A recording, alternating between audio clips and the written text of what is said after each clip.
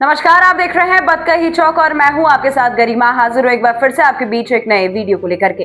दोस्तों, आज हम बात उस बड़े सियासी झटके की करेंगे जिसने राहुल गांधी के उस दावे को जमीन पर गिरा दिया जिसमें उन्होंने ऑपरेशन सिंदूर के दौरान हुए सीज फायर का क्रेडिट अमेरिका को दे दिया था। लेकिन अब खुद पाकिस्तान के विदेश मंत्री इशाक डार ने इस नैरेटिव को नकार दिया। और सबसे बड़ी बात तो इसमें यह है दोस्तों कि बीजेपी ने बाकायदा ट्वीट करके बताया कि इशाक डार ने खुद माना कि भारत ने थर्ड पार्टी मेडिएशन को कैटेगोरिकल रिजेक्ट कर दिया था। यानी कि साफ शब्दों में अगर हम समझें तो भारत पाकिस्तान मुद्दा द्विपक्षीय है, किसी भी तीसरे देश की राय इसमें नहीं चलेगी और भारत ने यही स्टैंड को एकदम स्पष्ट रूप से रखा है। दोस्तों, अब यहाँ सवाल यह आ जाता है कि जब पाकिस्तान का विदेश मंत्री खुद भारत के स्टैंड की पुष्टि कर रहा है तो आखिर राहुल गांधी ने अमेरिका का नाम लेकर के ऐसा दावा क्यों कर दिया? क्या यह जानकारी की कमी थी या फिर मोदी विरोध की ऐसी हड़बड़ी जिसमें देश के सम्मान की भी परवाह नहीं की गई? और यही आज की सबसे बड़ी बहस है। क्या इंडिया में रहकर ही कुछ लोग इंडिया को नीचा दिखाने का काम करते हैं? चलिए पूरे मामले को हम एक एक करके समझ लेते हैं। दोस्तों, सबसे पहले आप ये समझ लीजिए कि आखिर ऑपरेशन सिंदूर क्या था और इसमें जो सीज फायर की चर्चा हो रही है वो क्यों हुई। ऑपरेशन सिंदूर एक हाई टेंशन सैन्य और रणनीतिक स्थिति के बीच सामने आया एक बड़ा घटनाक्रम था जिसमें भारत ने अपनी सुरक्षा और जवाबी क्षमता के संकेत बहुत ही स्पष्ट तरीके से दे दिए। जब हालात गर्म थे, सीमाओं पर तनाव था और दुनिया की नजर दक्षिण एशिया पर थी, उसी दौरान सीज फायर की बात जो है वो सामने आ गई और यहीं से शुरू हुआ क्रेडिट लेने का खेल। विपक्ष के कुछ नेताओं ने कहना शुरू कर दिया था कि क्या ये सीज फायर अमेरिका के दबाव या अमेरिकी मध्यस्थता से हुआ है। राहुल गांधी के बयान का सार भी यही था कि अमेरिका ने बीच में आकर के सीज फायर करा दिया। लेकिन भारत की विदेश नीति की सबसे बड़ी पहचान हमेशा से रही है कि भारत अपने पड़ोसी देशों से जुड़े मसले बिलेटरल ही रखता है। शिमला का समझौता हो दोस्तों या फिर लाहौर की घोषणा, भारत लगातार यह कहता आया है कि भारत पाक मुद्दे में कोई भी तीसरा पक्ष नहीं होगा। अब आ जाते हैं बीजेपी के उस ट्वीट पर जो इस पूरे मामले में गेम चेंजर साबित हो गया। दोस्तों, दरअसल बीजेपी ने अपने ऑफिशियल हैंडल में लिखा हुआ है कि राहुल गांधी और विपक्ष जो फेक नैरेटिव चला रहे थे उसे खुद पाकिस्तान के विदेश मंत्री इशाक डार ने तोड़ दिया। बीजेपी के मुताबिक इशाक डार ने माना कि भारत ने categorically rejected any third party mediation during operation Sindoor, यानी कि थर्ड पार्टी मध्यस्थता को भारत ने सिरे से ही खारिज कर दिया। और पोस्ट में दोस्तों ये भी कहा गया है कि इससे कांग्रेस का प्रोपोगेंडा बेनकाब हो कि सीज फायर के बाद भी किसी तीसरे पक्ष की भूमिका नहीं थी। बीजेपी ने इसे प्रधानमंत्री नरेंद्र मोदी के नेतृत्व वाली भारत की क्लियर, फर्म एंड अनकॉम्प्रोमाइज नीति बता दिया, जिसमें यह कहा गया कि no talk on trade with terror, no third party mediation between India and Pakistan. अब यहाँ बहुत बड़ा पॉइंट है जो आपको समझना जरूरी है। दोस्तों, हम आपको बताएं कि ये बात कोई भी भारतीय मंत्री नहीं कह रहा है। हम बार बार आपको बता रहे हैं कि ये बात हमारे देश की नहीं है, ये बात हमारे भारतीय लोग या भारतीय मंत्री नहीं कह रहे, ये बात पाकिस्तान का विदेश मंत्री बोल रहा है। यानी अगर विपक्ष कह रहा था कि अमेरिका ने मेडिएशन की तो पाकिस्तान को भी तो वही लाइन पकड़नी चाहिए, लेकिन पाकिस्तान के विदेश मंत्री खुद ये बात कह रहे हैं कि भारत ने मना कर दिया। तो फिर राहुल गांधी के बयान का आधार आखिर क्या था? क्योंकि राजनीति में विरोध करना अलग बात होती है और देश की अंतर्राष्ट्रीय छवि को कमजोर करना एक अलग मुद्दा हो जाता है। यही कारण है दोस्तों कि इस मुद्दे पर भाजपा आक्रामक है और विपक्ष को घेर रही है। इसके बाद हम आपको एक बार इशाक डार की बयान को भी सुना देते हैं और उसके बाद हम आपको बताते हैं कि उन्होंने क्या कहा है। Is there a back channel open with India? Is currently any negotiation happening with India? Is there a third party involved? Are you open to third party involvement? Well, we don't mind, but India has categorically been stating it's a bilateral, so we don't mind bilateral. But the dialogues have to be comprehensive. It will have dialogue on terrorism, dialogue on trade, on economy, on Jammu and Kashmir, all the subjects which we both have been discussing with. So, incidentally, when the ceasefire offer came through, Secretary Rubio to me on 10th of May around 17 past 8 in the morning, I was told that there would be very soon dialogue between you and India at an independent place.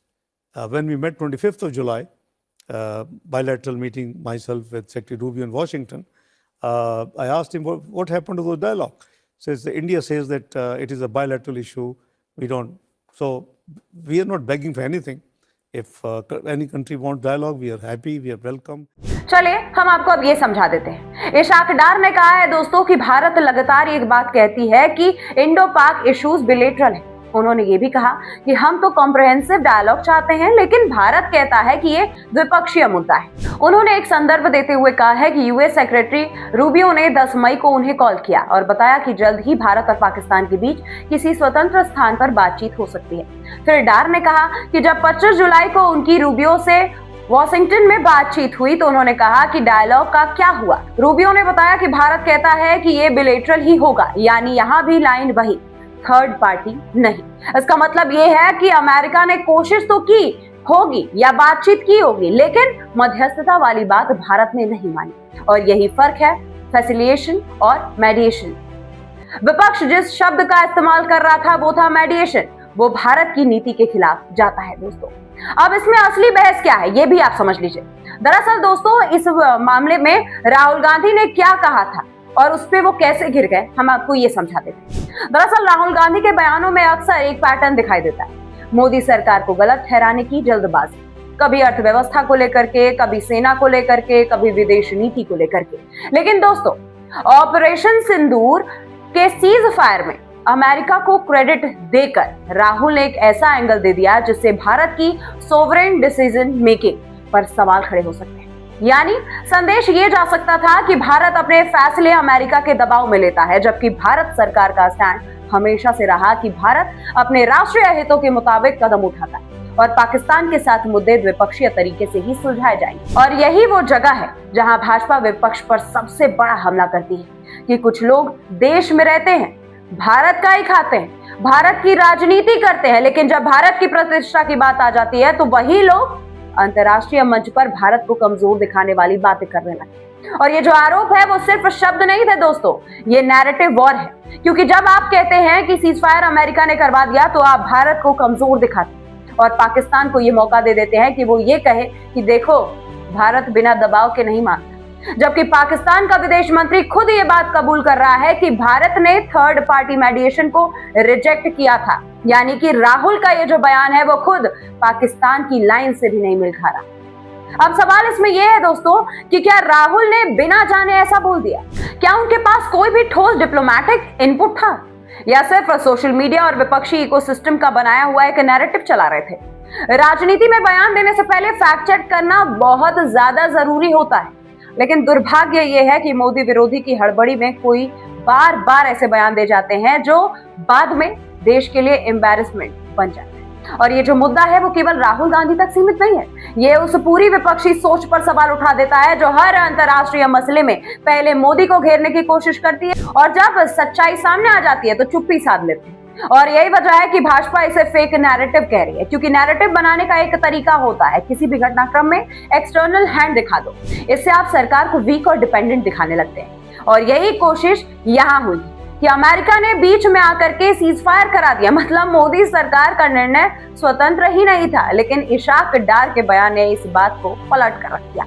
यहाँ एक बहुत जरूरी चीज जो है दोस्तों वो हमारे समझने के लिए हम आपको बताएं, भारत का थर्ड पार्टी मेडिएशन रिजेक्ट करना सिर्फ एक डिप्लोमेटिक लाइन नहीं है, ये भारत की रणनीतिक सुरक्षा का कोर प्रिंसिपल है। अगर आप थर्ड पार्टी मेडिएशन अलाउ करते हैं तो मुद्दे इंटरनलाइजेशन हो जाते हैं, फिर यूएन, यूएस, यूरोप सब अपने शर्त लेकर के बैठ जाते हैं। और भारत दशकों से यही कहता आया है कि पाकिस्तान के साथ जो भी बातचीत होगी वो सीधे होगी।